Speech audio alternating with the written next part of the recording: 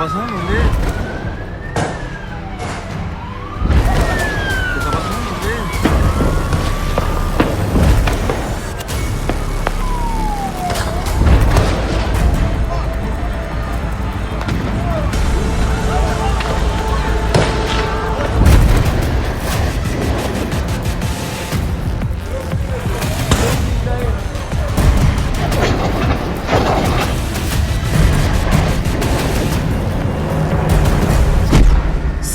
अक्टूबर आतंकी हमला, इजराइल ने 7 युद्ध से लिया बदला।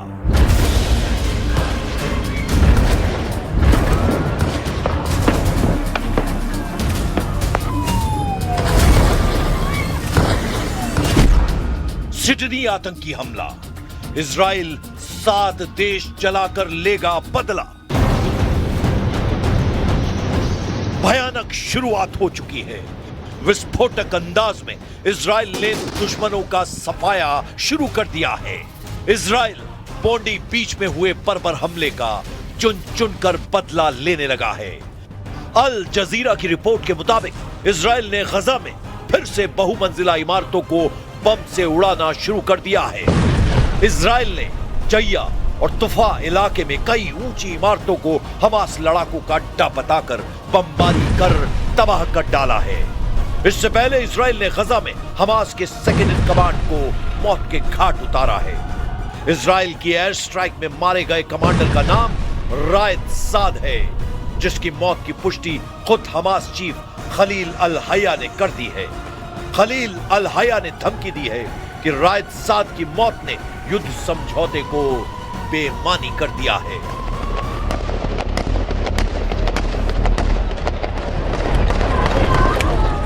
في ظل هذه الظروف واستمرار الخروقات الإسرائيلية للاتفاق وإعاقة المساعدات ومواصلة التدمير والقتل والاغتيالات، والتي كان آخرها بالأمس باستهداف القائد المجاهد رائد سعد وإخوانه، وأمام هذا السلوك الصهيوني الذي يهدد بقاء الاتفاق صامدا،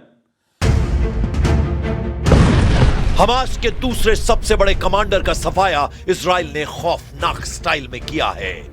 गजा सिटी में दौड़ती गाड़ी में मौजूद रायद साद पर ड्रोन से बम बरसाया गया। बम धमाके से रायद साद की गाड़ी के पर खच्चे उड़ गए। बम विस्फोट इतना भयानक था कि गाड़ी में मौजूद सभी हमास लड़ाकों के चीथड़े उड़ गए। उधर प्रेसिडेंट डोनाल्ड ट्रंप से इजराइल के भयानक हमले पर जब सवाल किए गए तो उन्होंने नेतन्याहू से अपने अच्छे संबंध का हवाला दिया है। ट्रंप ने यह भी दावा किया है कि ईरान को सबक सिखाकर उन्होंने खाड़ी देशों में परमानेंट शांति कायम कर दी है। No, Israel and I have gotten along very well. My relationship with Bibi Netanyahu has been obviously a very good one. Look, we took out Iran. We wiped out, with that plane right there, we wiped out the B-2 bomber, we wiped out the Iran nuclear threat, and because of that, we were able to make peace in the Middle East. No, we've had a very good relationship with Israel. We actually have a very good relationship with just about everybody in the Middle East.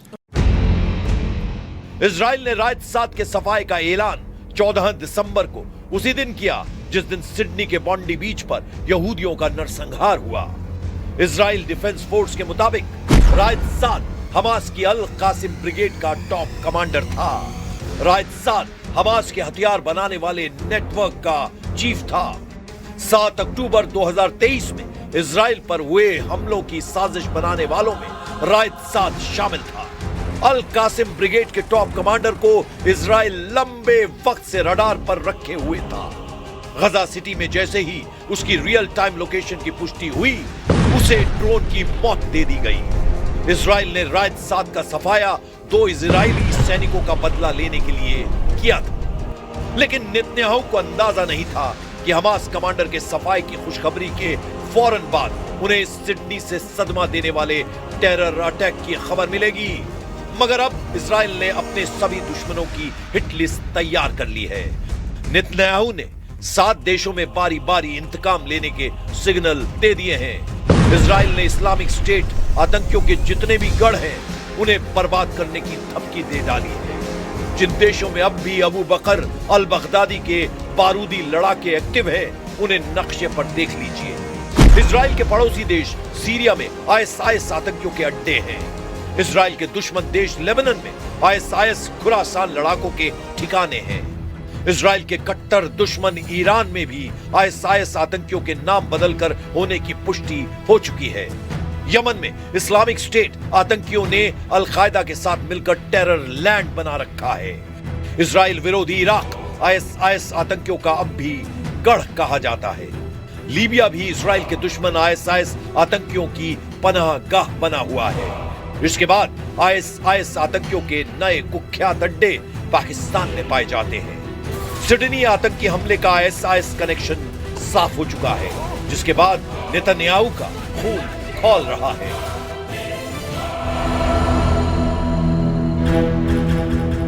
אנחנו עומדים היום במערכה מול אנטישמיות עולמית, והדרך היחידה להילחם בה זה להוקיע אותה ולהילחם בה. אין דרך אחרת. זה מה שאנחנו עושים במדינת ישראל. PM Netanyahu के साथ president Donald Trump ने ISIS पर बड़े action का mood बना लिया है, क्योंकि आईएसआईएस आतंकियों ने ही सीरिया के पलमायरा में अमेरिकी सैनिकों पर हमला किया है। टेरर ग्रुप ने 14 दिसंबर को खूनी हमले में 2 अमेरिकी सैनिकों और एक अमेरिकी नागरिक की जान ले ली है, जिससे अब अमेरिका और इजराइल दोनों को दुश्मनों के सफाई का लाइसेंस मिल चुका है। ट्रंप ने तो यहां तक कहा है कि सीरिया में जो नुकसान होने वाला है उसका अंदाजा भी कोई नहीं लगा सकता। I can tell you in Syria there will be a lot of damage done to the people that did it. They got the person, the individual person, but there'll be big damage done. Syria में Trump के target पर ISIS के अड्डे हैं, terror group का साथ देने वाले भी हैं, लेकिन अल शरा उर्फ कमांडर जुलानी को डोनाल्ड ट्रंप ने अपने साथ ले लिया है। हालांकि इजराइल अल शरा पर भरोसा करने का जोखिम उठाने को तैयार नहीं है, क्योंकि अहमद अल शरा के आका तुर्की के राष्ट्रपति एर्दोआन कहे जाते हैं। एर्दोआन ने इजराइल को अपना सबसे कट्टर दुश्मन बना रखा है। इसकी वजह इजराइल का सीरिया में बफर जोन बनाकर बड़े हिस्से पर कब्जा है। वहीं अमेरिका के भी 1000 सैनिक सीरिया में तैनात हैं।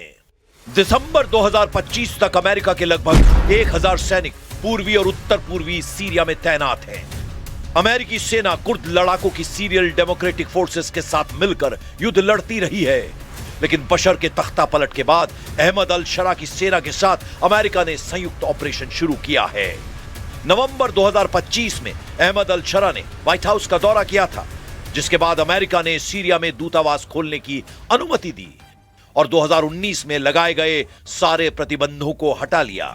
जाहिर है ट्रंप के लिए अब कमांडर जुलानी उर्फ अहमद अल शरा जिगरी दोस्त है, लेकिन नेतन्याहू और जुलानी का सिर्फ नाम बदला है, उनकी दुश्मनी खत्म नहीं हुई है।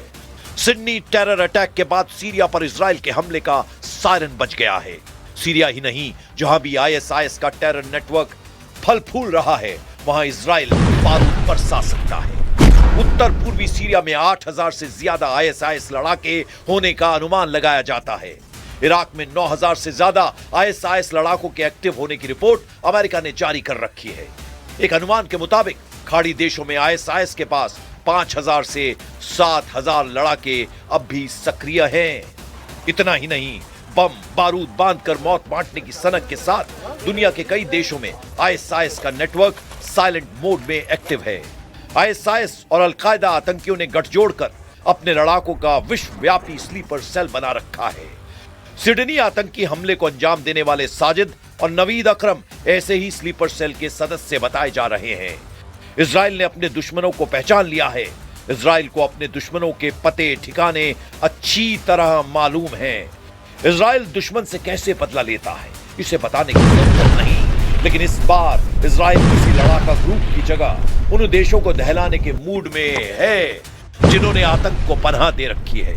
इसीलिए इजराइल के साथ दुश्मन देश अलर्ट है, क्योंकि इस बार इजराइल जब मारना शुरू करेगा तो रहम की कोई गुंजाइश नहीं होगी।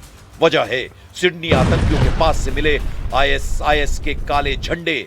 वजह है सिडनी के शैतानों के दिमाग में भरा इजराइल के लिए जहर। इसीलिए नेतन्याहू और डोनाल्ड ट्रंप ने आतंक पर डबल प्रहार का ऐलान किया है।